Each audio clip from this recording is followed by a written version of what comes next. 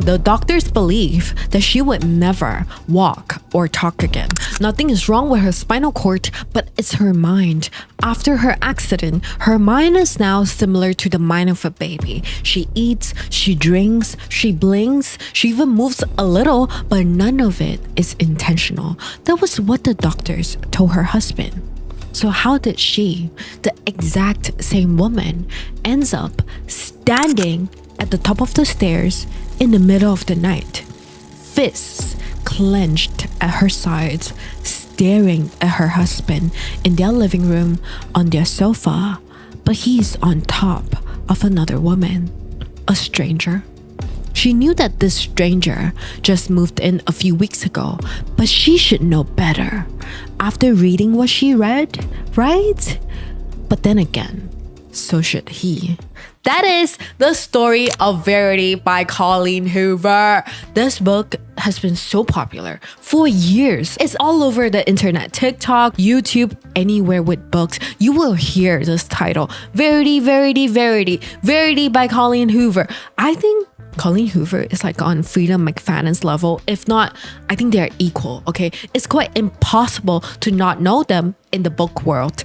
If you don't know the name Colleen Hoover, you might have heard of her work, Reminders of Him, Ugly Love, It Ends With Us, loads of drama, that one, very popular, okay?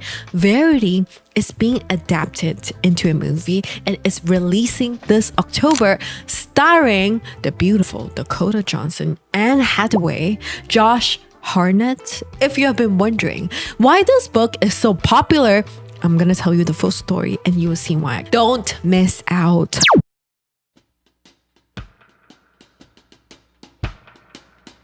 If you're watching this after the movie premieres and wonders how the book plays out, welcome, my friend. Either way, you need to hop on and strap the hell on because we are going on quite a journey. And by the end of it all, I want you to tell me which do you think is the truth. Now, let's start from the beginning, okay? You might have seen this photo circulating around, Dakota Johnson's face bloody.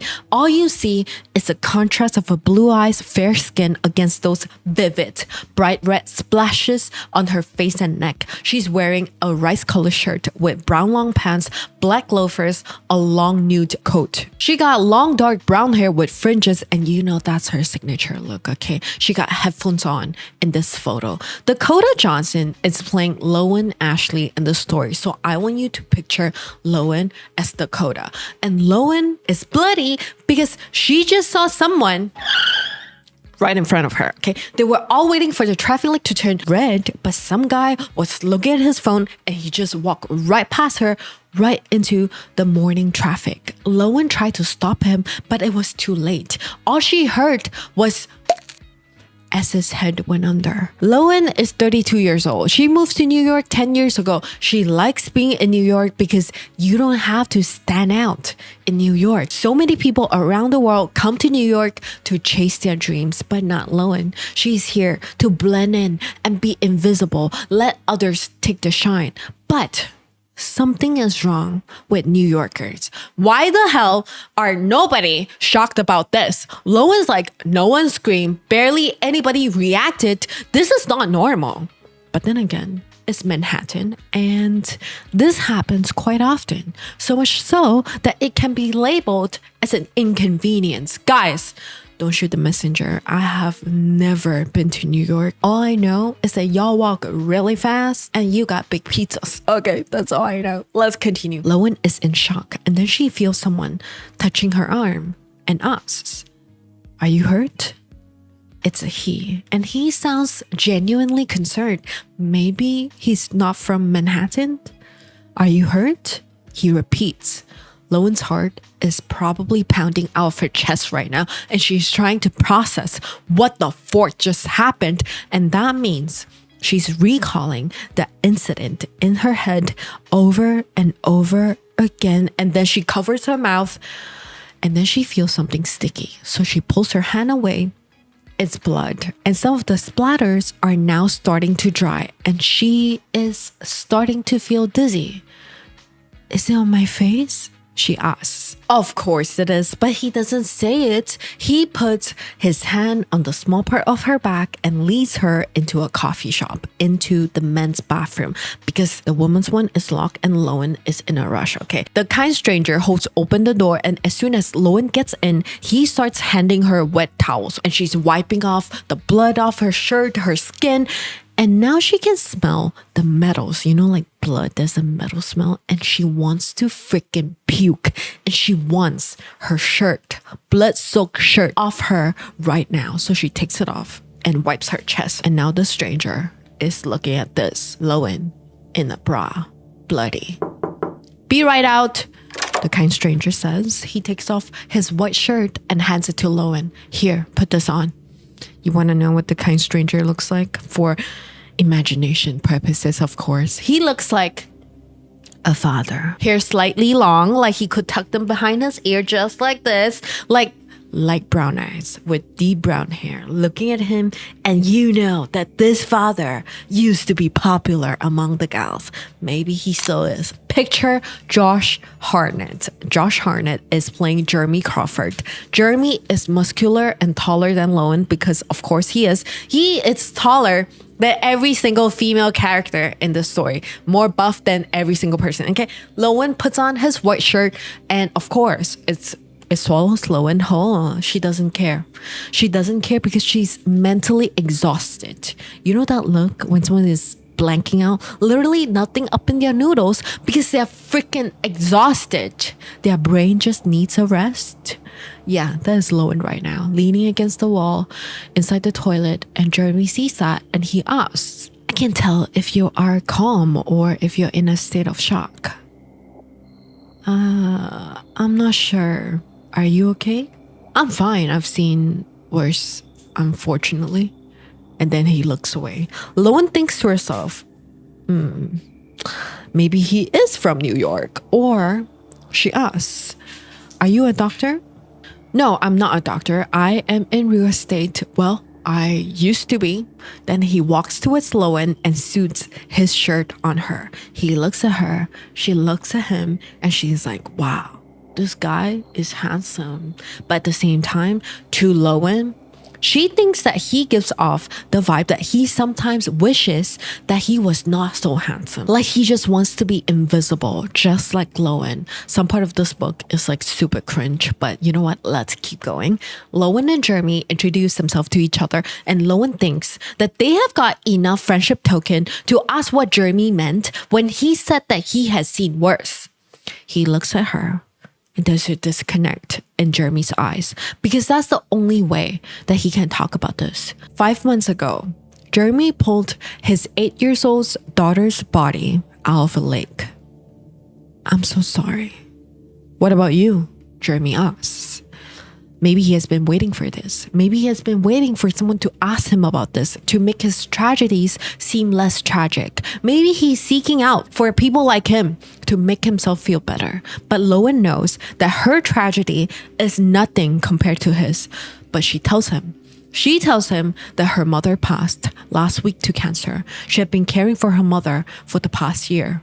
Jeremy just looks at her and he does not react. But they just keep staring at each other, okay? Off the bat, they're bonding off grief, but at the same time, they got chemistry. I feel like the tension inside this bathroom can charge up an electric car. Like Victoria Moniz said, come get you a charge.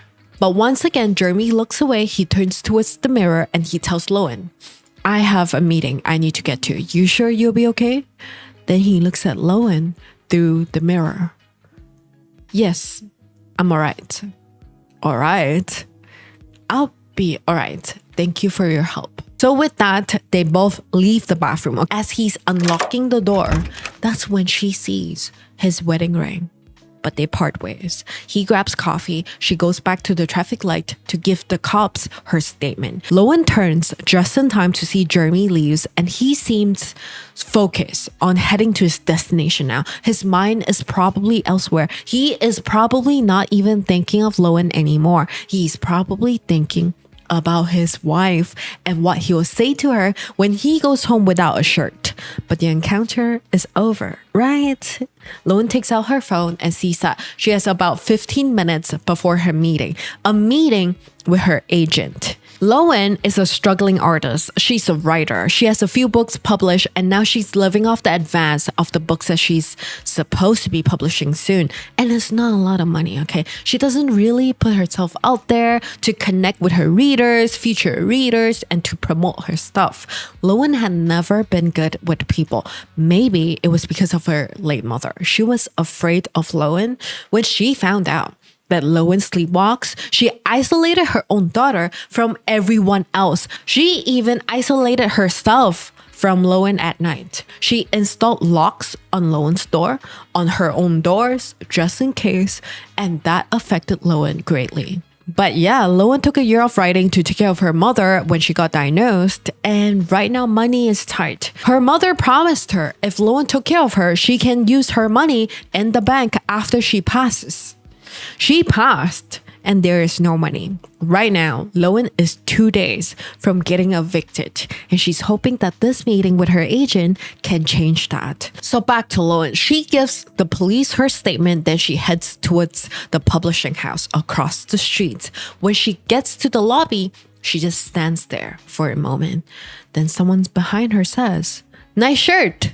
It's the kind stranger again, Jeremy again. He's wearing a new shirt. Turns out Jeremy went back to his hotel room to change, and he's in New York for a meeting in a publishing house. But he works in real estate, remember? He tells her, "I have a meeting on the 14th floor." So do I. What are the chances that we are heading towards the same meeting? Are you a writer? Lowen nods and asks if Jeremy is also a writer. Of course he's not. He literally just told you that he's in real estate, girl. But Jeremy tells her no, his wife is a writer, not him. Then he asks if Lowen can name her books. Maybe he has read some of them. And this is what Lowen tells him. "I doubt it. No one reads my books." Don't do that. Don't do that. Don't say that. Barely anyone watches my YouTube videos, but you don't hear me saying that like, no one watches or listens to my video. Girl, stop that. Okay, you got people reading your books, and I got some VVVVIP listening and watching my videos, showing love in the comments. Girl, your books are read, all right? As Jeremy and Lowen navigate through the crowd to get into the lift to get to the 14th floor, Jeremy looks down at his phone and he starts typing Lowen, and he finds her full name, Lowen Ashley, which is also the name of the writer that Jeremy's meeting in about 10 minutes. He looks up from his phone and he smiles at her. If Lowen could eat that smile for breakfast, lunch, and dinner, she would, but he's married and he's so hot and she doesn't want this anymore. She's done with this right now, but not that enough to go home. You know what I mean? They get to the 14th floor and Jeremy tells her that he will see her in a bit and starts walking the opposite way. Lowen doesn't know what's gonna happen, what this deal is about, and why she's requested for this meeting, or Jeremy is even involved. Like, what does he have to do with any of this? If anything, shouldn't his wife be here instead of him? She's uncertain about a lot of things, but one thing she's said enough right now is that she likes Jeremy. She likes that he's nice. I mean, you gotta be a genuinely good person to give someone your shirt, right? She turns and she bumps into Corey. Let me give you the visuals. Corey is Puerto Rican, buzz cut with black hair, light blue eyes. That is the killer combination. Corey is charismatic, charming, and a great speaker or salesman. Like, he's good with people, with words. Corey is Lowen's agent. Corey is the only person who believed in Lowen's work. When Lowen first started, she approached 1 million agents with her manuscript and no one responded but Corey. But then again, In a way, like Corey only responded because he fell in love with the character that Lowen had created in her first book. Maybe he thought that Lowen would be the same as the character that she made. Simple, heroic, easygoing, not an emotional mess. Lowen is the complete opposite. And when Corey found out, he was not up for that. So they dated for a while and then they just did the devil's tango until she found out that he actually has a girlfriend. Corey does care for Lowen, but only to a certain extent. The only reason that Lowen still has him as her agent is because that he is actually very good at his job. Corey knows that Lowen would have much preferred this meeting to be done over email, but the publisher insists on discussing the details with an NDA. So here they are. But an NDA though. This gotta be big, right? That is Corey's hunch. She tells Lowen to let him do the talking. Then he looks at Lowen and he asks, "What are you wearing?" "I spilled coffee on my other shirt this morning, had to change. This is probably your shirt. It was in my closet. Doesn't it look high fashion? You left your house in that?" And no, it does not look high fashion. Then the door opens. In walks an editor, lawyer, and Jeremy. They all shake hands and Jeremy takes the seat directly across from Lowen. The editor pulls out a file and slices them in front of Corey and Lowen. And she speaks. "Thank you for meeting with us today. We don't want to waste your time, so I'll cut right to the chase. One of our writers is unable to fulfill a contract due to medical reasons, and we are in search of a writer with experience in the same genre who may be interested in completing the 3 remaining books in her series. If you would like to continue discussing the details, we do ask that you sign the NDA in front of you. We would like to keep our writer's current situation out of the media." So Corey and Lowen do that, and the editor continues. "Her name is Verity Crawford. I'm sure you are familiar with her work?" Of course they are. The entire world is familiar with Verity Crawford. She's so popular in real life. She's like Colleen Hoover and Frida McFadden combined. She's so popular that even if you don't know her name, you would know her work. Lowen glances at Jeremy, shocked to know that Verity is his actual wife.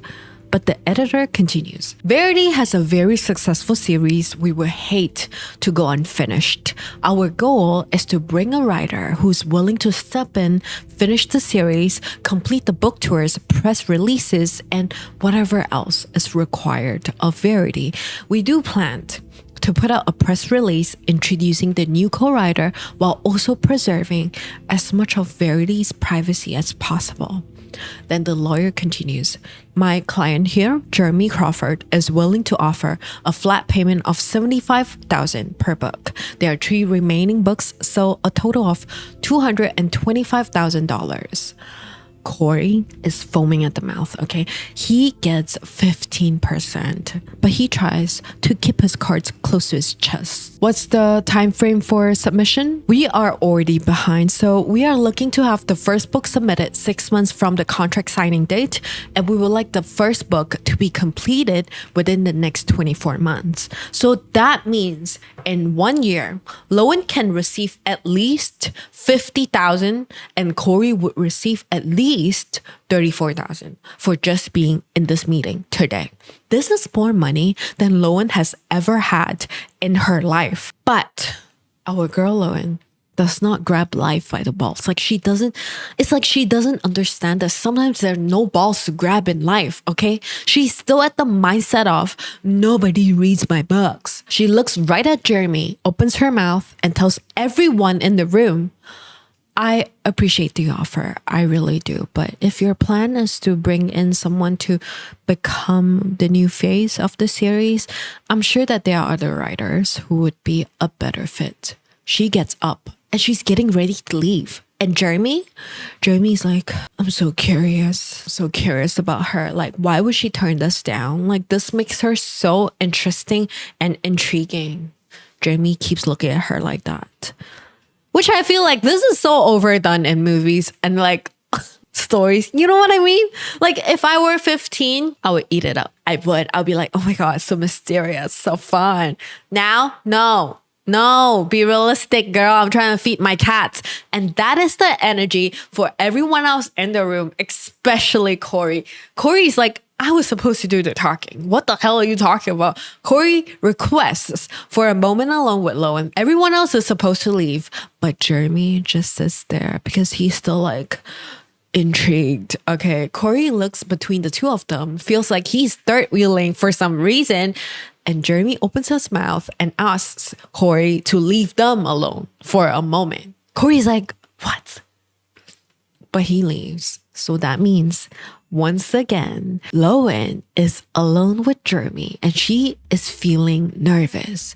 Jeremy is once again trying to make sure that Lowen is okay, ease her, still calming, comforting, and super kind. Jeremy is just like that, just like earlier. The reason why they're in this meeting right now is because Jeremy's wife, Verity, was in a car accident. Again, no emotion whatsoever on his face, but he wants Lowen to know what she's getting herself into. Jeremy didn't like the idea of someone finishing Verity's story, but then he remembers Lowen's first book, her first book that got Corey to call back, the book with the character that Corey fell in love with. That book is Verity's favorite book. He tells her, my wife said that you were going to be the next big thing. I'm the one who gave the editor your name because Verity thinks that your writing styles are similar. If someone is going to finish her work, I want it to be someone she respects. Lowen is like, what are you talking about? She's in disbelief. She went from no one reads my books to one of the biggest writers in this world reading my book, and she thinks that I'm going to be the next big thing. But still, that's not enough. Lowen doesn't think that she can go through with this. Jeremy keeps looking at her.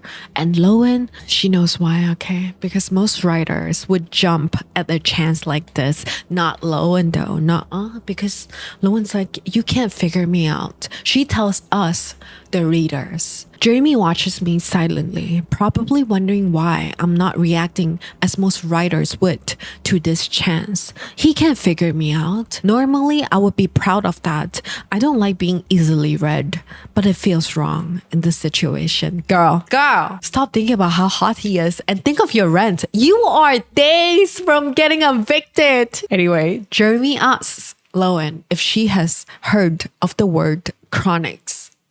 Lowen shakes her head and he tells her, I think Verity might have made up the term after our daughters passed.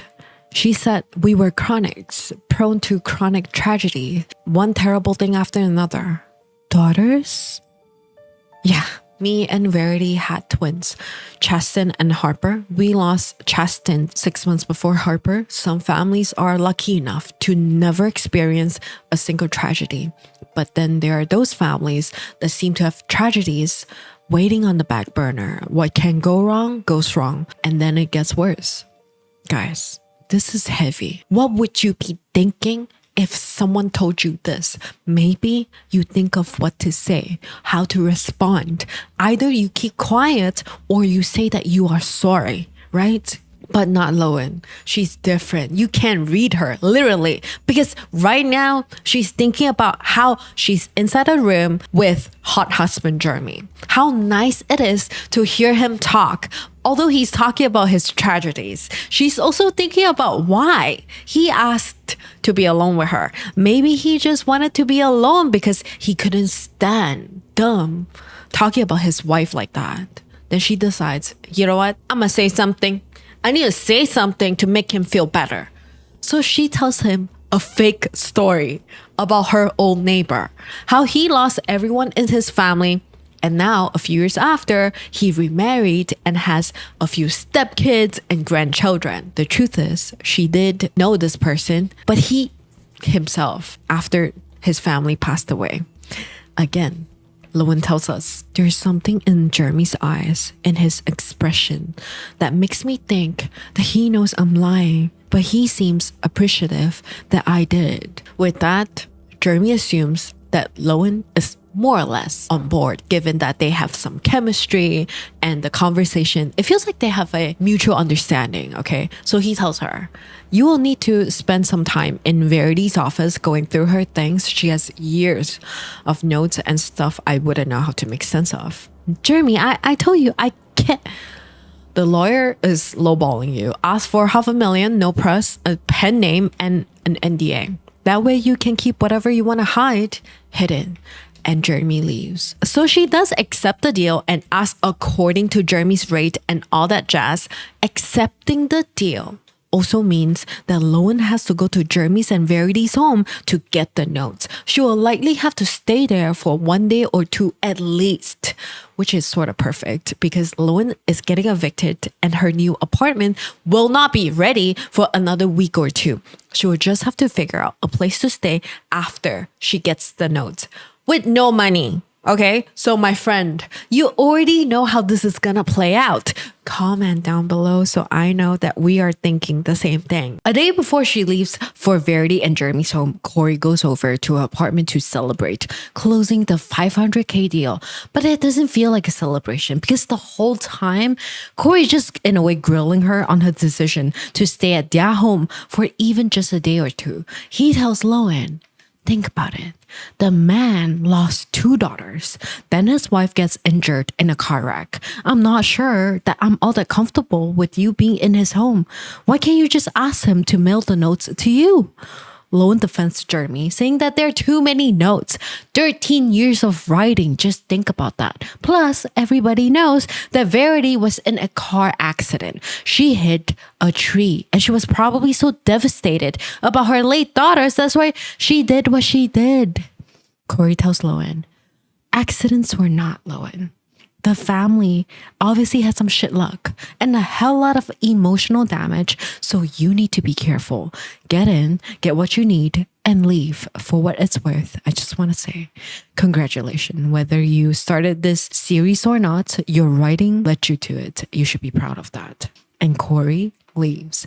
The next day, Lowen leaves for Verity's home. It's a 6-hour drive in between, and she spent the entire 6 hours listening to Verity's first book. The thing about Verity's writing and why she's so popular is because she writes from the villain's point of view. And that is not a very common writing style. Lowen does not write like that. Lowen needs to find a way to bridge that in the upcoming 3 books. She's not excited right now. In fact, she feels demotivated. Parts of her feel like this is the worst thing that could ever happen to her. She almost has to snap out of it and reminds herself that this is a once in a lifetime sort of thing. Get a grip. Verity and Jeremy's home is secluded, away from civilization, from the city.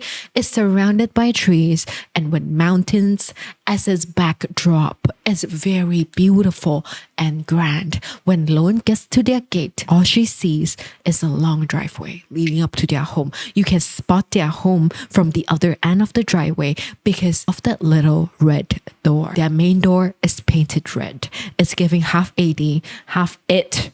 But regardless, Lowen's rented Kia Soul does not fit in here. When she turns to grab some belongings from the passenger seat and she comes back up, a face pops up on the window. A little boy.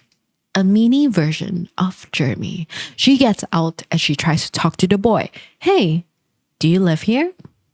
Yes. Must be nice. Used to be. The little boy turns and he walks towards the door. Lowen follows behind him, but as soon as he gets into the house, he just shuts the door right behind him. Maybe he thought that she is an outsider. We don't know.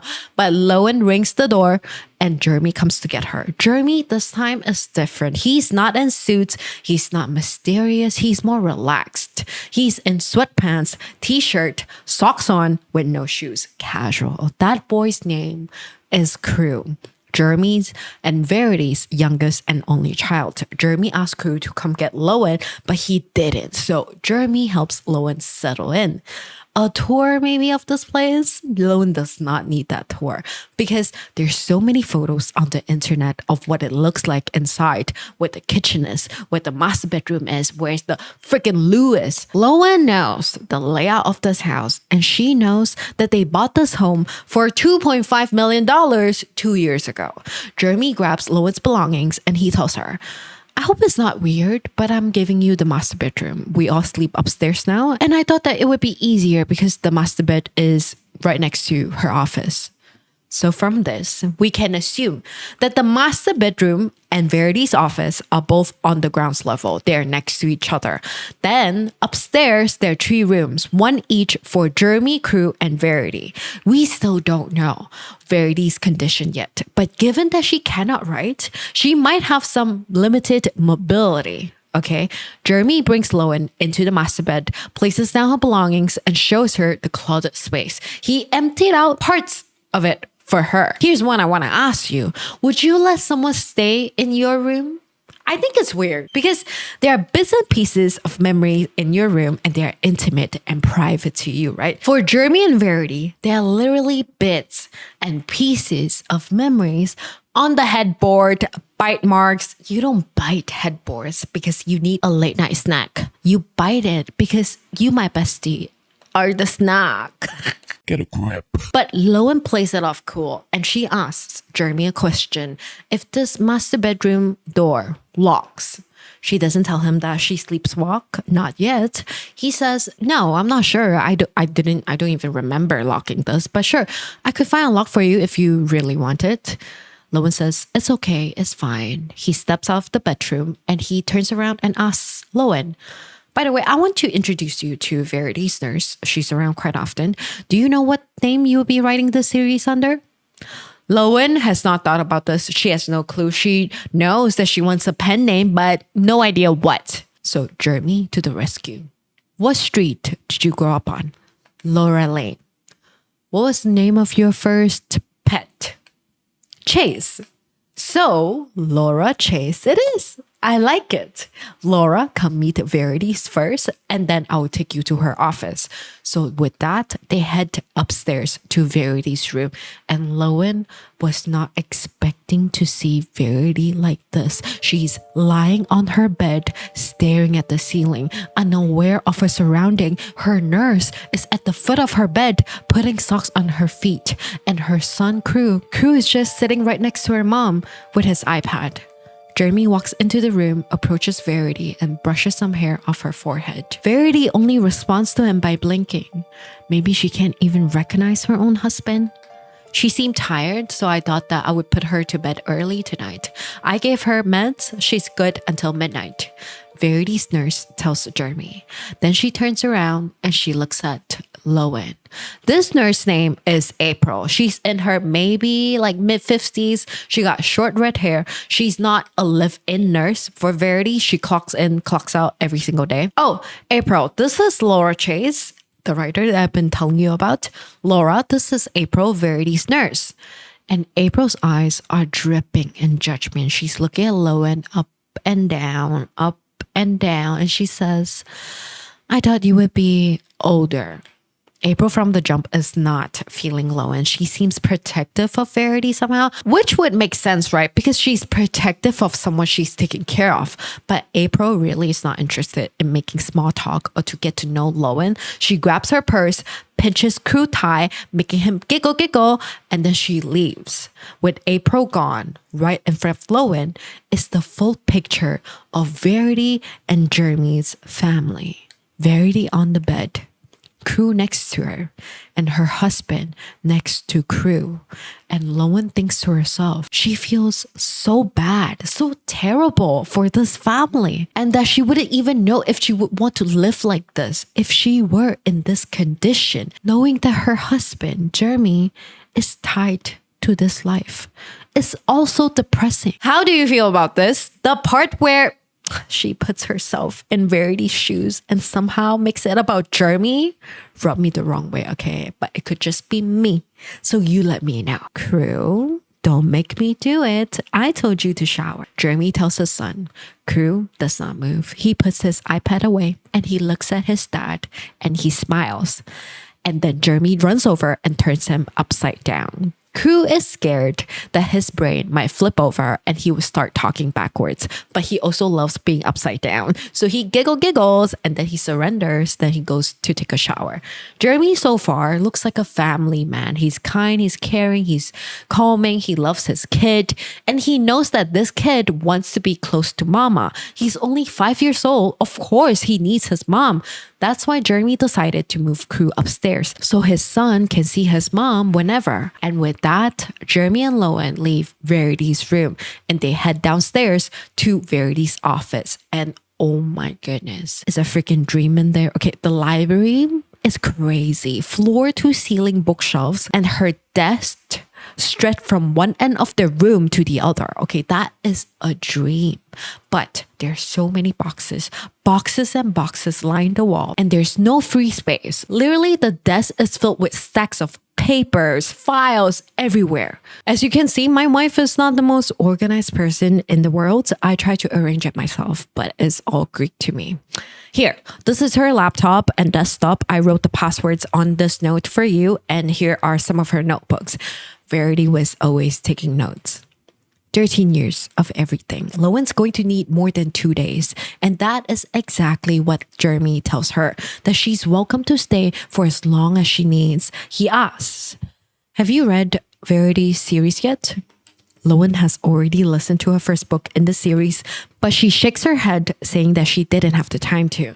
This is crazy because this is like going to an interview not knowing the material that you are being interviewed for. But Lowen's lucky because Jeremy doesn't read Verity's books. He only read the first one. He didn't like being in his wife's head, so he didn't touch anything that Verity wrote after.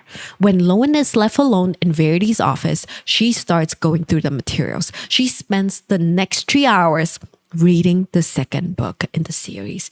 And oh my God, she lived in Verity's world, in another world. She was so absorbed.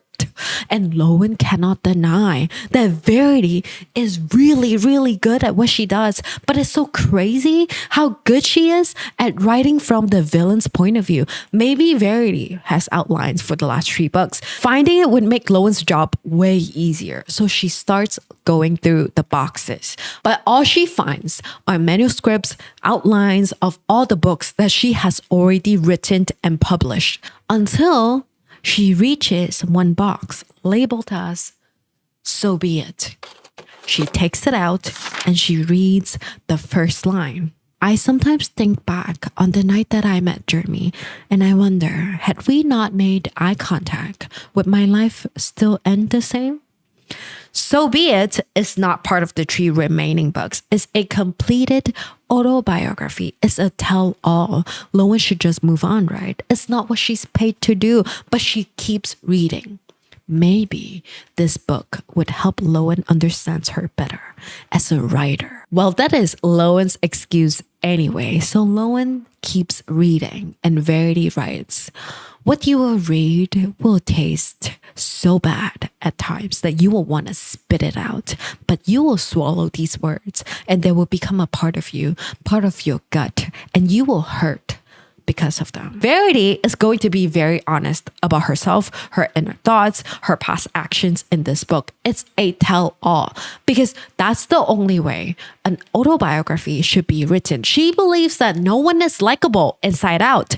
And I'm going to tell you right now, Verity is truly unlikable at all. So here's what's gonna happen. We are gonna rubber band between Verity's autobiography called So Be It and also what is happening in real time, because Lowen doesn't finish So Be It in one sitting. So we will follow Lowen as she continues reading Verity's book in Verity's office and maybe on Verity's husband.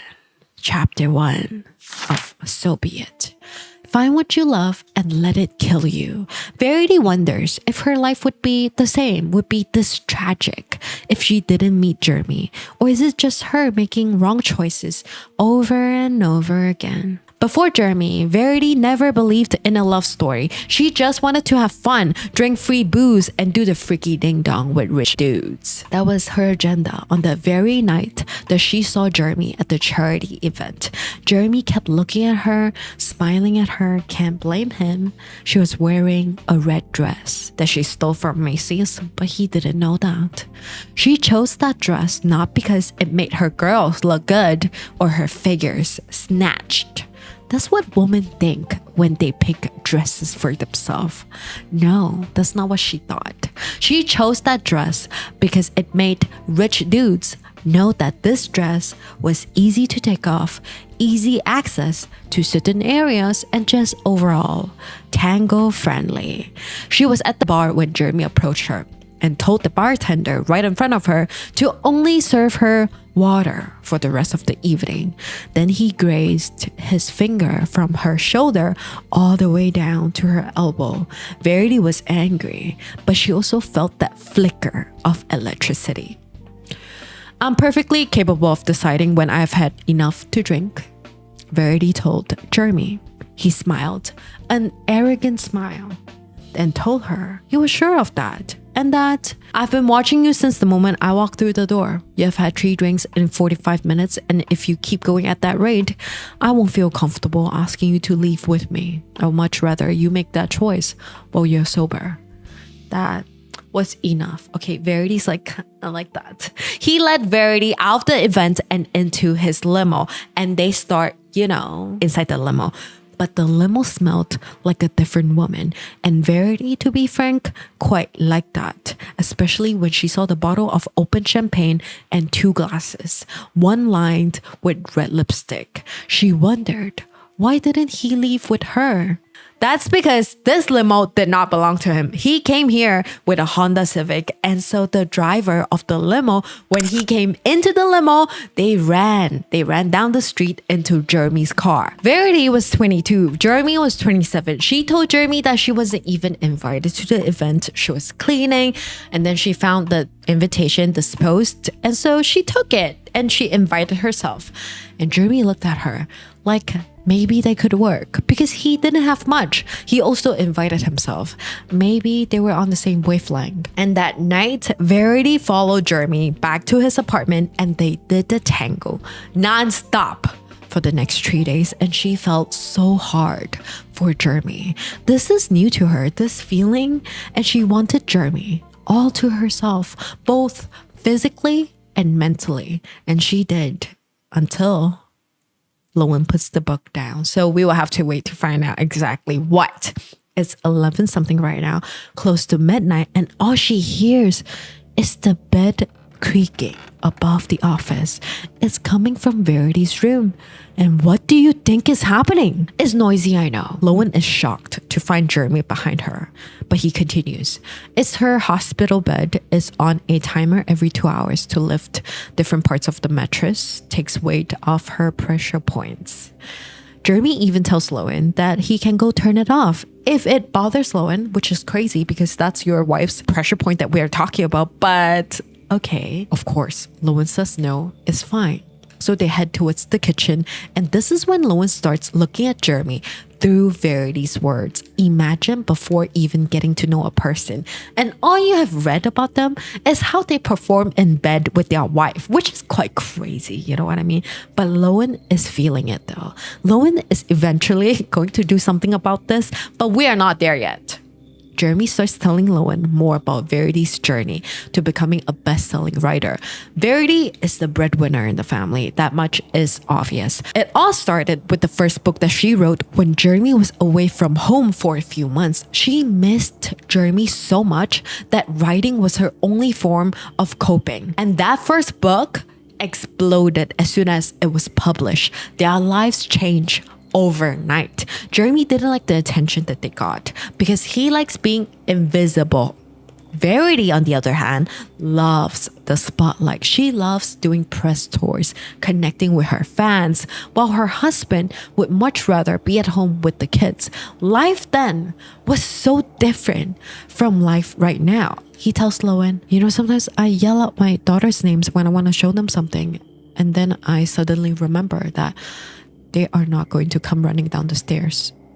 This looks like the first time that Jeremy has said this out loud, and it makes Lowen wants to do the same. She too has some feelings about her mother. Mother has not been gone all that long, but I know what you mean. Every morning that first week, I would just get up, make her breakfast, only to remember she was not there to eat it. And this grief between them would bring them closer. It would make Jeremy look at Lowen differently, but they both know it's wrong. So they force themselves to push it away, to at least resist from maintaining too much eye contact, as if they will literally burn a hole in each other's eye socket if they do. That's why one of them always has to look away first. But Lowen wants to get to know Jeremy. She can't openly do that. So she heads back to the office and continues reading. So be it. Chapter 2. So be it.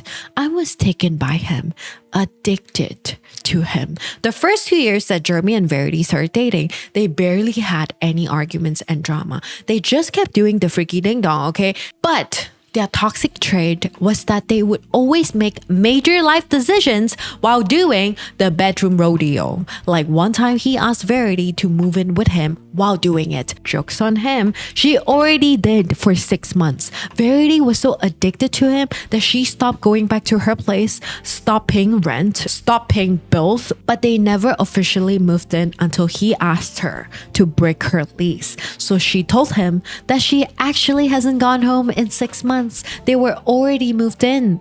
Jeremy was a little angry because he wanted this to be officially talked about. Verity didn't. And this is something that I want you to remember. Verity always gets what she wants, so she pushed Jeremy on the pillow and she sent out the sushi and bit down on the headboard. Get it? Verity became codependent on Jeremy and she would wait the state of their relationship through their intimate life. When he was transferred to LA for a few months for work, she could barely function. She couldn't do it herself. She needed Jeremy. So when she missed him, she would write instead. When Jeremy finally came home, Verity had the first book done. And when he read the book for the first time, Jeremy knew that Verity was going to make it big. So while they were rolling in the hay that evening, he asked her to marry him. Verity said, okay. And Jeremy thanked her. And that night, she got pregnant. She should feel happy, right? She's getting married. She's starting a family. But Verity tells her readers that there is no light where you are going. This is your final warning. What is the warning? Why? The next morning, Lowen looks out the window from the office and all she sees is Verity at the porch with April, her nurse. April is reading to her, and this Verity is so different from the Verity that she read about in her book. Verity got her hands in her lap, head tilted to one side. Lowen looks down at her desk and she thinks to herself, maybe Verity would be better off dead, because caring for her is Jeremy's whole life now. Caring for a life who is no longer his wife. Lowen turns her head up and looks back at the porch. This time, Verity is now staring at Lowen. Head is not tilted, it's straight, and her eyes are staring into Lowen's soul. Lowen almost fell off her chair, but she jumps up and she heads towards the door. But Verity's gaze did not follow her. She's almost at ease. Maybe she overreacted, right? And then her phone rings and that made her jump again.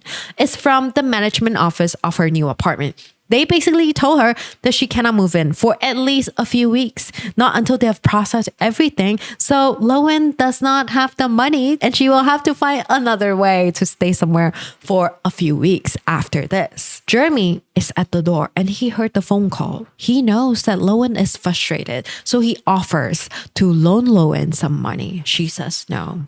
Then he tells her, then just stay here until you have everything that you need, however long, but once you are ready, you can leave. He tells her, Lowen, this job that you have taken on is not easy. I would much rather that you spend too much time in here prepping than leaving tomorrow and realize that you should have stayed longer. So please stop being considerate. Stop being embarrassed and just say, all right. Lowen tells him, okay, all right. And he leaves. And that evening, Lowen decides to chill at the porch where Verity was at earlier. In front of the porch is the dock. Okay, rich people thing. Jeremy and crew are both there. But Jeremy is shirtless and he's muscular. Lowen can't help it. She keeps staring and thinking about Jeremy and how he performs in bed. It's all Verity wrote about in her book. Lowen is so distracted that she didn't even see April standing right next to her, and April sees her eyeing her new boss.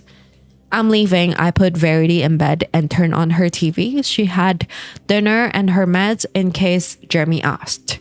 And then Lowen just watches April leave. When she turns back to see Jeremy and Crew is now staring at her. He smiles and waves at Lowen. So she waves back. But Crew is not waving at her. He's waving above her. Above is Verity's room. Lowen turns to look up, and all she sees is Verity's curtain fall shut. Who was Crew waving at? Verity cannot move without assistance. She doesn't even move on her own at all. But she needs reassurance. So Lowen gets up and stalks towards Verity's room. She needs to know that she's not seeing things. She pushes Verity's door open and she sees Verity on her bed, eyes closed, and the fan pointed at the curtains. Maybe it was the damn fan blowing at the curtains. That's why it moved.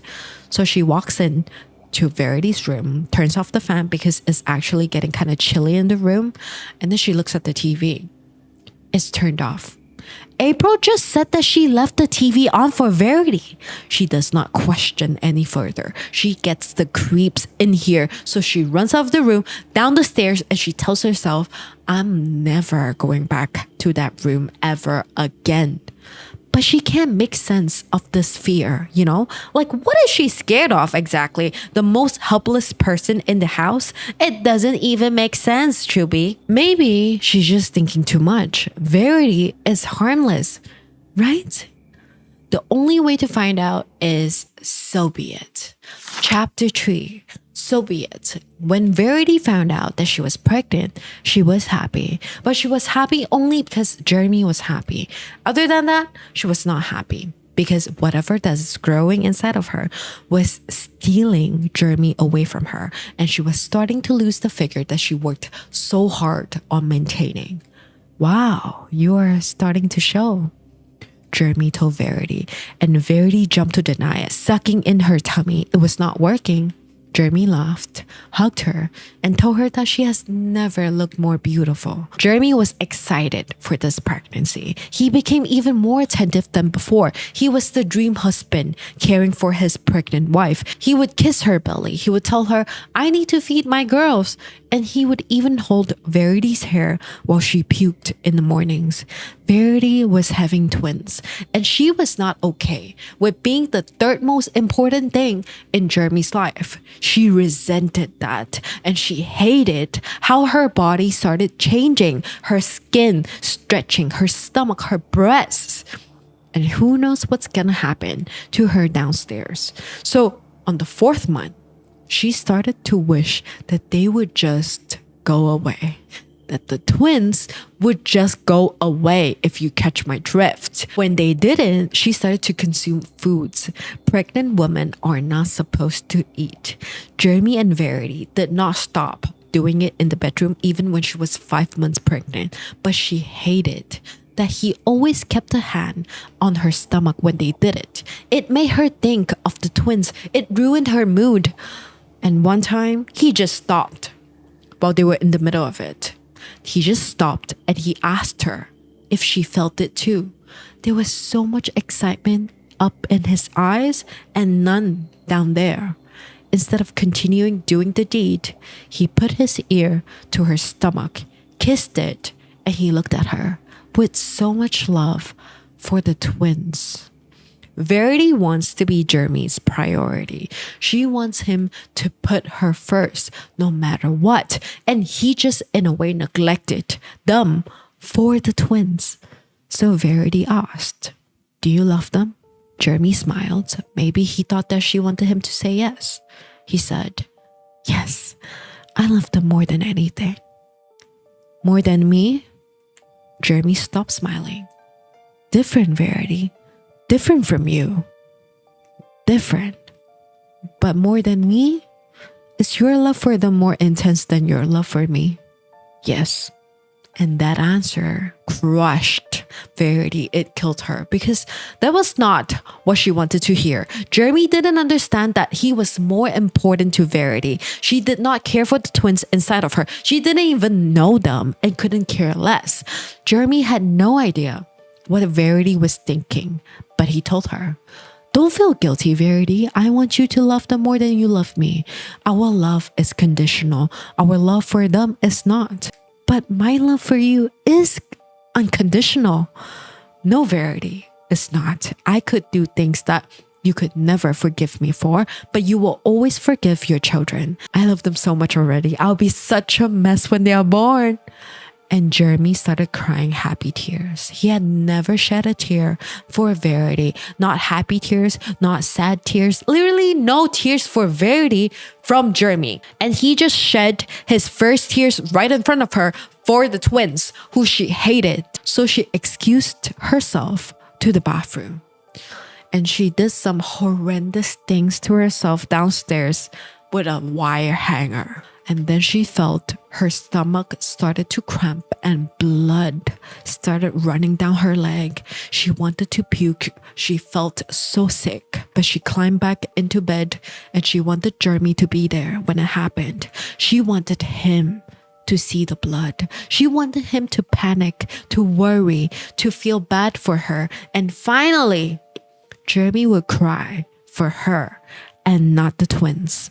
Back to Lowen. As soon as she finishes this chapter, she goes weak. She falls on the floor. She cannot believe that Verity tried to get rid of the twins. She cannot believe a mother would write this. Verity is a good writer, but it doesn't take a good writer to write what she wrote. It takes someone who had experienced those feelings deep in their bones to tell a story like she did. Then Lowen remembers how Jeremy said that both their daughters passed. Maybe she did something to the twins, but whatever happens, Jeremy cannot find this manuscript, this book. He's still grieving, and this will only make it worse. Lowen needs a drink. She heads to the kitchen and she sees Jeremy. So they sit down for some food and drinks. Lowen looks visibly distraught, but Lowen needs to know more about Verity's true condition, because if she did what she did in her autobiography, right, maybe Lowen should tell Jeremy what happened to the girls. So she asks Jeremy, "Can I ask you a question? Just tell me if I'm being too nosy, but is there a chance that Verity could make a full recovery?" Jeremy says no. He shakes his head. The doctor doesn't believe that she will ever walk or talk again since she has made that progress already. There's nothing wrong with her spinal cord, but her mind is similar to the mind of an infant now. She can eat, drink, blink, and move a little, but none of it is intentional. I'm hoping with continued therapy that she would improve, but Crew is here. So he stops talking. Jeremy's love for Crew shows, and I feel like this is a pattern in a lot of fast-paced thriller books, right? Where the husbands seem always so loving and very hot, by the way, until something bad happens. That is exactly what happened in The Housemaid. That's why this is what I thought would happen. But Colleen Hoover got me, okay? Back to Jeremy and Crew. He brings his son up for bedtime and Lowen stays in the kitchen and living area. And she sees some family photos. The twins looked exactly like Verity and only Crew looked like Jeremy. Chastin and Harper, they are the twins, okay? It was so easy to tell them apart because one of them is always smiling. In all the photos, she's always smiling and she has a small scar on her cheek. The other twin barely smiles, no visible scar. Jeremy reappears in the living area just in time and he sees Lowen look at the photos. So he says, Chastin. Chastin is the one with the scar. She was born with it. The doctor said that it was some scarring from tissue. It's not uncommon, especially with twins, because they are cramped for rooms. That's not what Lowen's thinking. Maybe the doctor is right. Maybe the doctor is wrong because there is the wire hanger.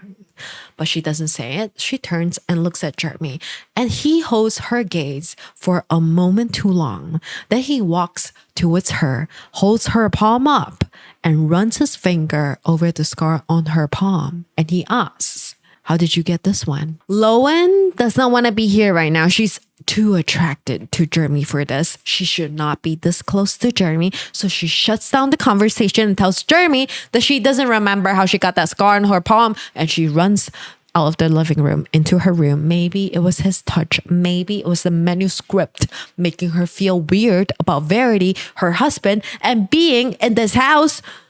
Lowen may not understand why Verity did what she did, but she understands why she was so attracted to Jeremy. Oh, she understands that part more than she would like. A handsome, caring, loving, loyal family man? Who doesn't want that? When Lowen gets back to her room, she sees a lock. Even though she told Jeremy to forget about it, he still did it for her anyway without knowing why she wanted a lock. This lock, by the way, it locks from the inside, not the outside. So it's not the housemate situation, okay? So Lowen would try not to continue reading Verity's autobiography because it's so disturbing. She feels more at ease not knowing what Verity potentially had done to her family while living literally just downstairs. And if Lowen were to be honest with herself, it felt like she was intruding on Verity's private space anyway. So she continues reading Verity's popular published series instead and writes the last 3 remaining books for the next 2 days. Yep, it only lasts 2 days. It feels like Verity's autobiography is like a cursed object haunting anyone who turned the page to keep on reading.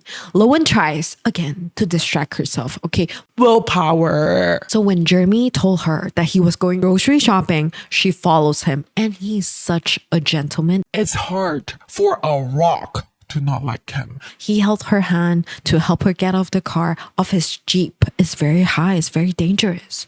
And every time they touch, she just keeps thinking about how he stopped doing the devil's tango a long time ago and how much she wants him.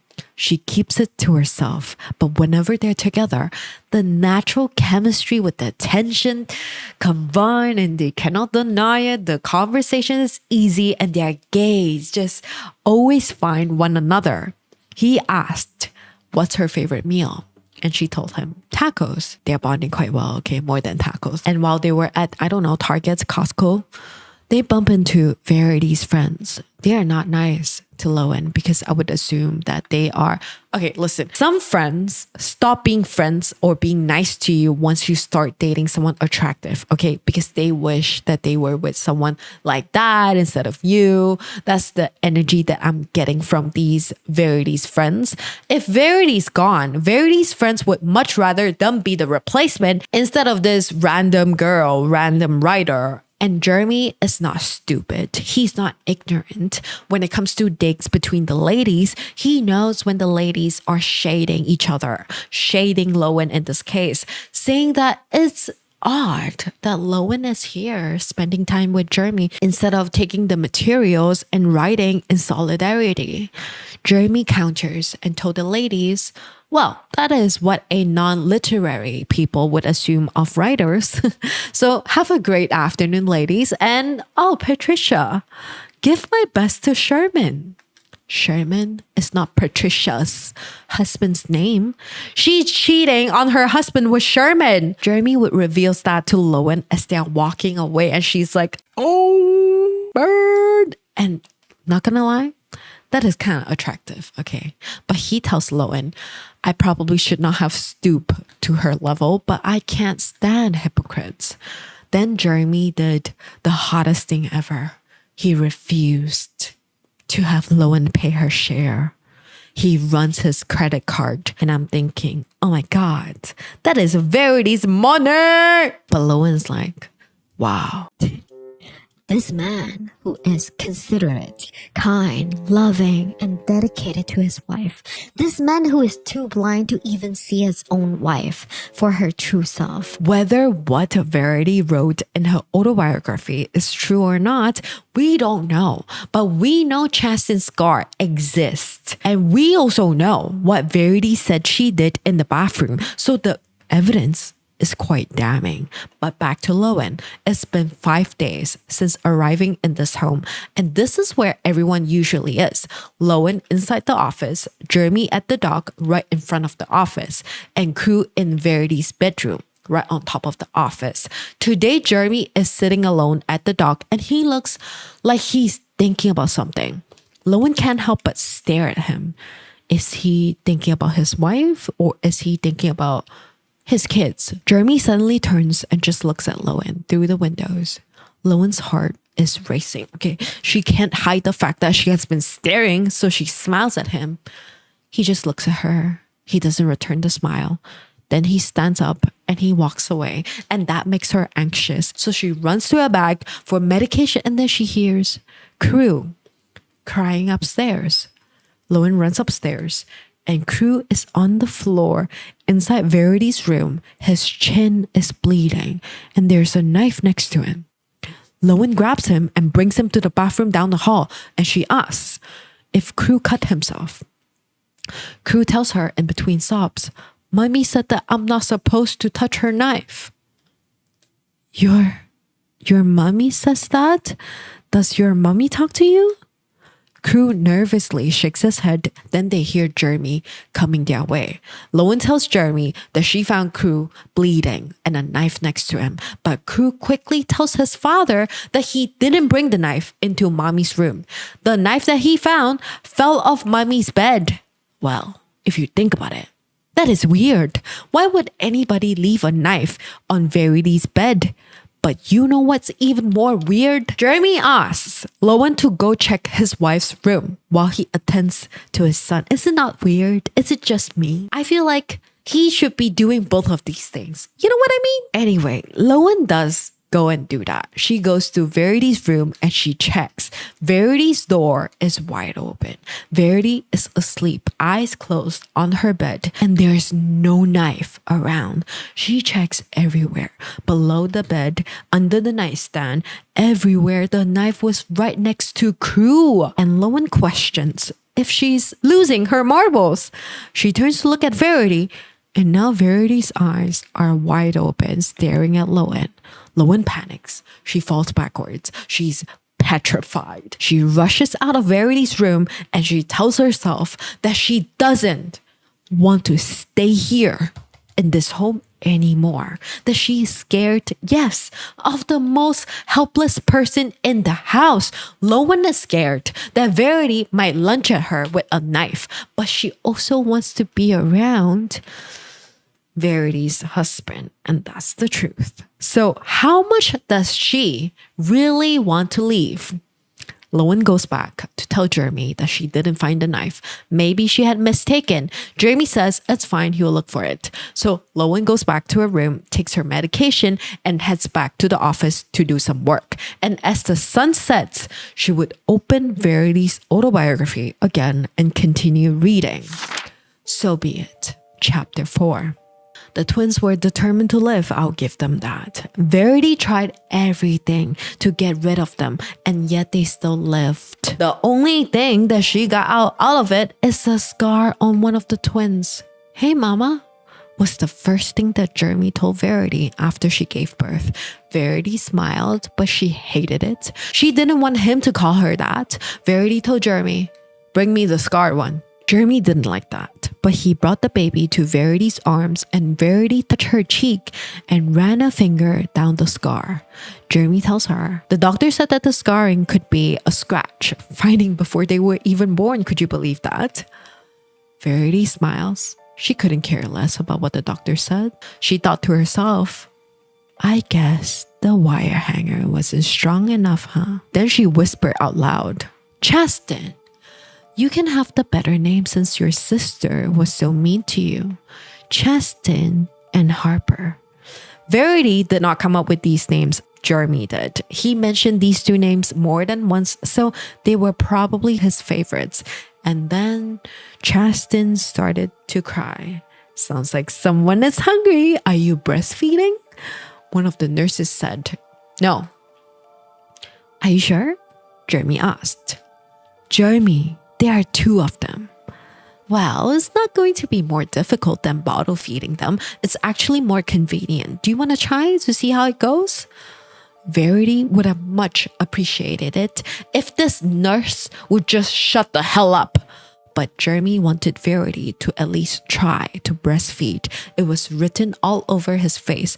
And because Verity loves him so much and wanted to show him that she would do anything for him, she agreed to at least try to breastfeed. Jeremy watched the whole thing and it felt so wrong. Verity wondered, would Jeremy still find her girls attractive after seeing babies feeding off them every single day? Verity hated it. She was disgusted. I can't do it, she whispered. And that was all it takes for Jeremy to suggest formula. But Jeremy just wouldn't stop crying and telling Verity how much he freaking loved the twins. While this whole time, Verity has loved him more than he could ever love them.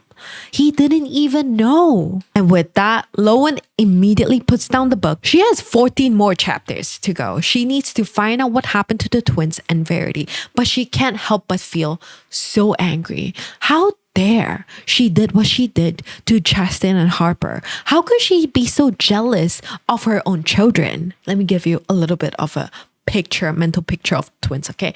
Chasten and Harper. Chasten was the one with the scar. Chasten smiled a lot. She was the happy child. Harper, on the other hand, did not smile a lot. She kept to herself. So I want you to think of Chasten as the older sibling, more protective of Harper and also Crew when he came along. Chasten was more outspoken. She was Verity's favorite later on. Harper was a daddy's girl, reserved. She had troubles expressing herself since young, but she had a special bond with Jeremy. He knew what made her sad, what made her happy. He knew Harper like the back of his hand, even though Harper didn't really know how to express herself. Harper and Crew, Harper could not care for Crew much until he could actually play with her, like run around and chase each other. Before that, he was like a furniture to her. Useless. Chasten, Harper, Crew all grew up together. But about a year ago, Crew's both oldest siblings passed 6 months from each other. Crew is 5 years old, I think. And since his sister's passing, Crew has yet to even mutter a word about them, which is something that really worries Jeremy.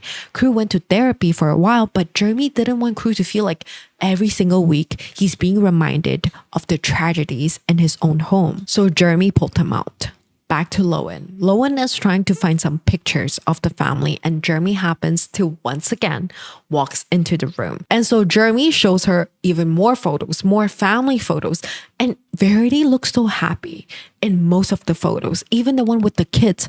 If she was faking this all along, she must be very good at this. Lowen takes this chance to ask how Jeremy is holding up because she's looking at all of this. And their life right now is so different. My world was turned upside down when Chasten died, and then when Harper died, it completely ended. When I got the call about Verity, the only thing left to feel in me was anger. Anger towards who? God? No, I was angry at Verity. If Verity drove her Range Rover into a tree, Jeremy's anger is suggesting that he thinks that she hit the tree on purpose, right? Jeremy is not explaining. He's not breathing. It looks like it just took him a lot to even say this to another human being. So Lowen pulls him in for a hug and Jeremy hugs back.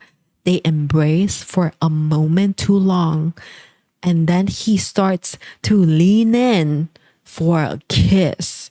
But his hands fall. Hey, buddy. Crew pops up behind Lowen and he's staring at them, then down at the photos. He picks one up and he slams it down. He screams, "Put them back. I don't want to see them." And he runs back to his room. Jeremy runs after Crew, leaving Lowen alone in the room. Lowen is already regretting almost kissing a married man in his living room in front of his son while his wife is recovering upstairs. She needs to distance herself. Like, that's the right thing to do. But who are we kidding? We are in a thriller book right now. Lowen knows that she should leave. But you know what is funny? This house, it has a way of making her feel unwelcomed. Verity's bed creaking night after night, reminding everyone of her existence. Footsteps, noises in the hallway late at night. They sound lighter than Jeremy's and heavier than Crew's, but Verity can't walk, and the nurse won't be around until 7 in the morning. Lowen is always on edge, but she needs to finish those books soon. So Lowen will try to just hole up in the office and do her work. And that day, Verity just so happened to be downstairs in the kitchen with her nurse. April is feeding her. So Lowen heads out and Crew suddenly comes running in and he starts screaming and telling Verity that he got a turtle. When Verity didn't react, he holds the turtle higher, hoping that she would make eye contact with the turtle, but she doesn't. Lowen sees that and she feels so bad for Crew, so she approaches him and talks to him instead. Later in the evening, Jeremy invites Lowen to have dinner with him and Crew outside for the first time in about 2 weeks. Crew wants to eat outside, and the vibes were really good between them. They joked around, they talked, and this is different because this is her alone with Jeremy and his son. And this feels like a date, especially when they get home and the both of them just stands there, not knowing whether to kiss or hug. It was like two teenagers sending the other one home. Nothing happened, but those moments made Lowen's heart go like... Like a helicopter. More than Verity's autobiography being creepy, Verity also wrote in detail all things Jeremy, and Lowen wants Jeremy. She's hoping that the next chapter is drowned in a side of Jeremy only Verity saw when nobody was around. Of course, Lowen knows it's wrong, but she tells us, I can't have him in real life, but I can learn what he's like in bed to aid in all of my fantasies I'm probably going to have about him. So Lowen flips open the autobiography again, and we are at chapter 5. So be it. Verity hated being a mother. The twins were always crying about something non-stop, and Jeremy had to go back to work after taking care of them for 2 weeks. So for 9 hours a day, she was alone with the kids, and it was too much for her. And then she decided to do one of the most horrible things ever. In the morning, she would get up with Jeremy and send him off for work to show him that she was taking care of the twins. But as soon as he left the house, she would put the twins back in their cribs, unplug the monitors, stuff in her earplugs, and just leave them to cry until Jeremy came home 9 hours later. And because of this horrible thing that she did, the twins spent the entire day crying. By the time that Jeremy got home, they were exhausted and they were ready for bed. So while Jeremy and the twins slept through the night, Verity stayed up, wrote, and she wrote. That's why she had so much material. Verity was good career-wise, but Jeremy had not been intimate with her for 4 weeks since the birth of the twins. Their doctors didn't greenlight them to be intimate yet. But Verity could not wait that long. And do you remember that Verity always gets what she wants? So one evening, she took it upon herself to start something with Jeremy. And they did do it. And that made Verity feel better, knowing that Jeremy still worshipped her body as much as before. Chapter 6. So be it. Verity wanted to quit this mom life and abandon the twins, but it was either have Jeremy with the girls or live without Jeremy, and she couldn't do the latter. So she stayed. Some nights she got nightmares, but there was this one nightmare that was so vivid, so real. She dreamt of her girls, Chasten and Harper. They look almost 8 or 9. They were in their bedroom, but when Verity peeked into their bedroom, she saw Harper on top of Chasten, hand holding a pillow covering Chasten's head. Verity ran over, pushed Harper off Chasten, and she pulled the pillow away. But Chasten's face was smooth. No eyes, no mouth, nothing. And guys, I'm gonna pause right here because I've actually seen a ghost like that. It was so terrifying. Anyway, that was when Verity woke up. And she felt like maybe it was not a dream. Maybe it was a premonition. And Verity started crying. She felt her heart break for the first time for her daughter. chastened. And then Jeremy came over, hugged her, and asked her what happened. But Verity couldn't tell him her dream because then she would have to admit that she never cared for the twins until now. So as usual, she resorted to intimacy, and every single time it worked like a charm. And that is how they dealt with things. And Jeremy, from the story, he's more normal dealt into situation, like, no, we gotta talk about it, like we can't keep avoiding this. But Jeremy seemed to always throw that out of the window as soon as Verity initiates something steamy. And that is exactly what happened here. He did not question why Verity went from crying to being intimate in a split of a second. He just went along with it. They finished and Verity immediately went to the twins' room. Harper was crying. Chasten was not. Verity carried Chasten and held her. Maybe it was mother intuition, but she felt like she needed to protect Chasten from Harper. And that dream was just reminding her of how evil Harper was. To make it worse, Harper was freaking screaming right now, and Verity was starting to get more and more agitated. She just wanted Harper to shut the hell up and leave her alone with her baby, with Chasten. Maybe the dream wasn't even a premonition. Maybe it was a warning. She needed to get rid of Harper before she could even hurt Chasten. So she tried to make Harper vomit. And then maybe she would choke and, for a moment, it looked like Harper was gone. She stopped crying. She was stiff. But then Jeremy walked in and Verity immediately became a concerned mother. She put down Chasten and carried Harper, pressing Harper's face to her chest. Verity's voice, frantic, I can't make her happy. I tried everything. Then Harper woke up and puked all over Verity. Jeremy quickly grabbed Harper, turned around and soothed her. Daddy's little girl. He didn't even care that she puked on Verity. But whatever it is, Jeremy cannot find out what she tried to do with Harper, although she was just trying to save Chasten from her own sister. Lowen slams the book shut. She can't breathe. How could she try to do something like that to Harper? Verity is a freaking psycho. She got all the traits: pathological liar, cunning, manipulative, lack of remorse or guilt, lack of empathy, shallow emotional response, cruel, and insensitive. Jeremy is married to a psychopath who only loved him and was only obsessed with him. I'm sorry to bother you. I need a favor. There's an old aquarium somewhere in the basement. I just need you to hold the door open for me so I can bring it upstairs for Cruz Turtle. She agrees, and so they head towards the basement. She thought that it would be scary, being in the basement and all that, but it's not. The basement is just filled with boxes and boxes of more materials. Open, they are all lying around. Nothing really happened between them, but the more Lowen tries to suppress her feelings towards Jeremy, the more prominent they become. That evening, she finds a way to satisfy just a little bit of that. She heads over to the closet. She grabs one of Jeremy's shirt. It says Crawford Realty. She puts it on. Then she grabs onto the headboard and, serve the sushi to a pillow.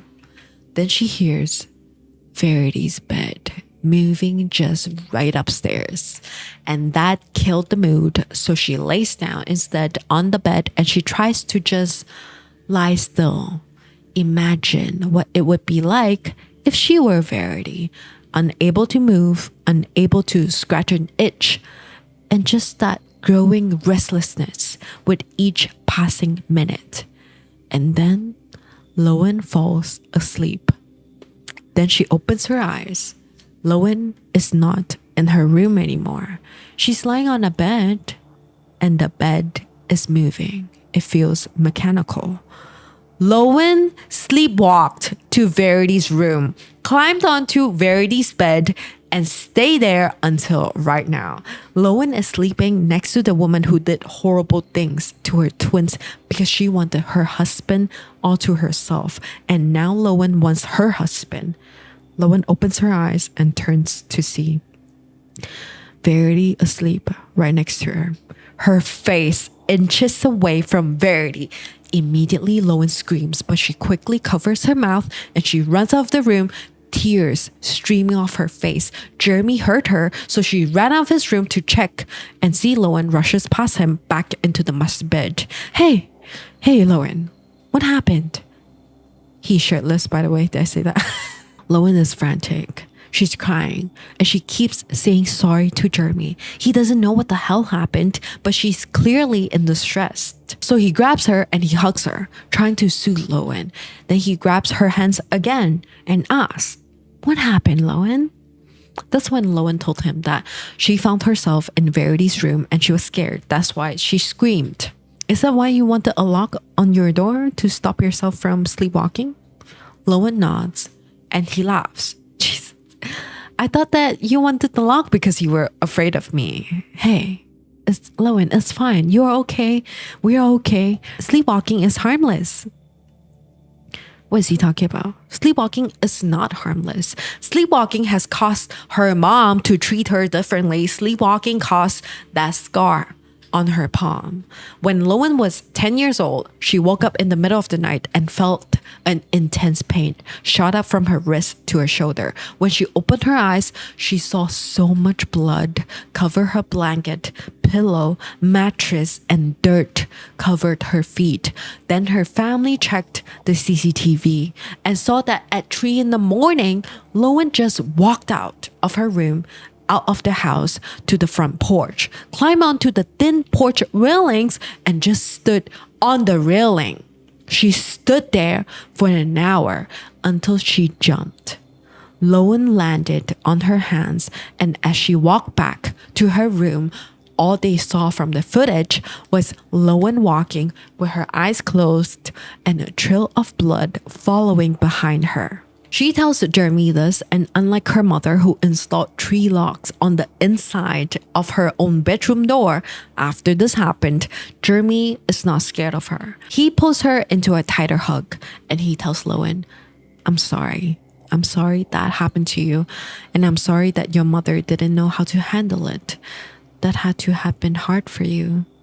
Jeremy is calming, caring, protective, and comforting all at once. Corey was never like this. Her own mother was terrified of her. Jeremy is the first person in Lowen's life to show her this amount of love. How unfortunate that he's married. We can talk more about this tomorrow, Lowen. I'll try to come up with a plan to make you feel more comfortable. But for now, just try to get some sleep, okay? But the thing is, Lowen does not want to be left alone. And he can see that. So he lies down next to her. Then he wraps his arm around her and she tucks her head under his chin. Maybe she could get some sleep, right? No, because all she can feel may be Jeremy's body against hers, but all she can hear is Verity's bed moving upstairs. About an hour later, Jeremy gets out. Before he leaves the room though, he runs his finger through her hair and plants a kiss on Lowen's head before leaving. Girl. Lowen didn't go to sleep either. Instead, she wakes up and she downs 2 cups of coffee and then heads towards the office until dinner time. Jeremy makes her favorite dish, tacos. The thing about living outside the city is the view at night, especially. Instead of buildings, you get to watch the night sky decorated with stars and maybe the moon. And tonight, there will be a mediator shower. Jeremy and Lowen settle in the back porch with some tacos, drinks, and he starts telling her about how he wants to go back to work, but his priority is Crew. He wants to make sure that Crew is okay before he leaves his side. He can't turn to Verity's parents because they never supported her career, because they thought that writing thrillers and suspense novels are doing the devil's work, and she had not spoken to them in 13 years. When they found out what happened to Verity and the girls, Verity's father just told Jeremy that God punishes the wicked, Jeremy. You better stay away. Jeremy thinks that Verity is very good at what she does, but he just cannot read her work. He just cannot fathom how she could even imagine the plot and put it into writing. You know, she used to get so angry with me because I didn't read her manuscripts. She needed that validation from me, even though she got it from everywhere else. Her readers, her editors, her critics, and for some reason, my validation seemed to be the only validation she wanted. Jeremy tells Lowen that, and Lowen is like, girl, that's because your wife is a psycho and she's obsessed with you, but she doesn't say it. What about you? Where do you get your validation, Lowen? Lowen does not get validation. Nobody has ever told her that her writing is good. And she sighs. I imagine that for someone to look me in the eyes and tell me that your writings matters to me, Lowen, would make me feel quite good. Then they are both quiet for a moment. Then they go back to their bedrooms. Jeremy follows Lowen to her room first, to send her back to her room to say his good night. And he tells her, I lied. You lied about what? Verity never read your book. I did. It was good. It was phenomenal, which is why I suggested you to her editor. Your writing matters to me, Lowen. And like in the movies, he turns, he walks away. She closes the door, leans on the door, and get like... She ate it up, okay? Maybe she'll read another chapter tonight. Lowen tells us, I cozy up in bed with the chapter I brought with me. Jeremy made me feel so good about myself just now. I don't even mind being a little disturbed by his wife before I fall asleep. Do you think that that is a good idea? That is never a good idea. The right answer to that question is no. Correct. So Be It by Verity Crawford, Chapter 9. Chicken and dumplings. Verity was making chicken and dumplings for Jeremy because for a few days now, he had been mad at her. Yes, she might have, signed them up for daycare, found a nanny without talking to him first, but they can afford it now. She made sure to let everyone know that Chasten was allergic to peanuts. It was going to be fine. Plus, Verity needed time to write and advance her career. But she thought about it again. He also seemed so happy about them going to daycare, making new friends. Maybe that's not why he was mad at her. So she needed to find out. So she prepared dinner, put on some lingerie, and waited for Jeremy. She tried to make small talks, but Jeremy gave her short answers. I think Chasten is fully potty trained now. That's good. When I picked them up today, the teacher said that she has learned 7 colors this week. Who? Chasten. Jeremy looked up from his bowl and stared at Verity. Why are you mad at me? I'm not mad. Be a man, Jeremy, and tell me what the hell's your problem. Then Jeremy stood up and threw his food across the dining table. It's constant, Verity. You talk about her constantly. You never talk about Harper. You never tell me what Harper learned in school or how Harper is doing with potty training and all that cute stuff that she said. It's Chasten all the time, every single day. Harper is going to notice that you treat them differently. It's unfair to her. Jeremy was catching up and she had to think fast. Babe, it's not that I like Chasten more. She's just smarter than Harper, so she accomplishes things first. Chasten is not smarter than Harper. They are different, but Harper is very intelligent. I know that. That's not what I'm trying to say. I meant it's easier for me to have a reaction to Chasten because Chasten likes that. She's animated like me. Harper is not. I give her silent affirmation. I don't make a show of it. She's like you in that way. And somehow, Jeremy bought it. Jeremy put it in his bag and he bagged it. So she continued. I wasn't going to mention this to you, Jeremy, because I didn't want you to worry. But one of their daycare teachers told me that she thinks we should have Harper tested for Asperger's. I've called a specialist today already. They'll get back to me when they have an opening. She didn't call. She was going to make a call after this though. And Jeremy, you know that you don't have to work, right? I make enough money for you to spend at home with the girls. Plus, if you really think about it, it's going to be really expensive to put 3 kids through daycare. Verity always got what she wanted. She knew how much Jeremy wanted kids, and surely with the announcement of another kid on the way, he would be over the moon. And he was. He made love to her that night. Verity knew that he loved her more when she was pregnant. But she was not pregnant then. Verity thought to herself, if she doesn't get pregnant that week, then she would just fake it as if she lost it. Verity's autobiography consists of 80% steamy description of her time in the bedroom with Jeremy and 20% about how much she hates Harper and loves Chasten. By chapter 9, Lowen is finding it repetitive and, to be frank, a little boring. Maybe this is fiction. Maybe this is why it's not published. And if Lowen were to be honest with herself, right now she doesn't just like the idea of Jeremy anymore. She's way past that. Lowen is starting to feel jealous of what Verity wrote about her husband.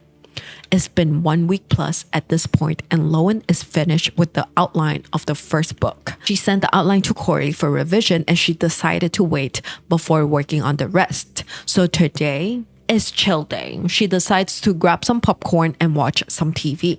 Jeremy hears the TV. He comes downstairs to take a seat next to her. He's sitting close enough to have some popcorn, but not enough for anything more than popcorn to happen, okay? Verity would also watch TV when she had the writer's block. She said it sometimes sparked new ideas. The last thing that Lowen wants to talk about right now on her chill day is Verity, so she changes the subject. I finished the outline today, so if it gets approved tomorrow, I would just probably leave in a few days. Jeremy stops chewing his popcorn and he looks at her. He does not look happy. So, thanks for letting me stay longer than I should have, Jeremy. I don't think that it has been long enough. And Lowen starts to wonder to herself as they are watching TV. Where is the loophole in making a vow to someone? Like, what happened to someone in Jeremy's position? Is he expected to live out his vow to Verity? It's unfair. Lowen even puts herself again in Verity's position. If she were Verity, she would not want her husband to feel like he could never move on, right? Have you been married? Jeremy breaks the silence and asks Lowen. Nope. Came close, but never worked out. How are you? 32. You're not going to believe it. In a few hours, I'll be 32. What a bad birthday. Hanging out with people that you barely know and working all day. Then Jeremy steps away to make a cake for Lowen. Then a while later, he comes back. He turns off all the lights and he whispers, "Happy birthday to you," to her. Crew was asleep. She blows out the candle, she takes a bite, and she has a bit of the icing, on her mouth. And Jeremy lifts his hand and slides his thumb across her bottom lip, but it doesn't go away, okay? It just stays there. His thumb just stays there like this, frozen in bliss. Temptation. He leans in and they kiss. It starts slow, then it turns frantic. They are hungry for each other. 2 people, 2 horn dogs. They were in each other's embrace, clothed and some not clothed. When Lowen sees her, she's standing at the top of the stairs, fists clenched at her sides, staring at Lowen. Verity! And that is where I leave you for part 1. Like and subscribe for part 2. Comment down below. What do you think? What do you think is going to happen next? If you have read the book, girl, show me some love. But don't spoil it. Don't do it. Not yet. In the next video, you spoil it. If you would like to see more content like this, follow and share this playlist. I got more bookish stories for you, bestie. And I'll catch you in the comments.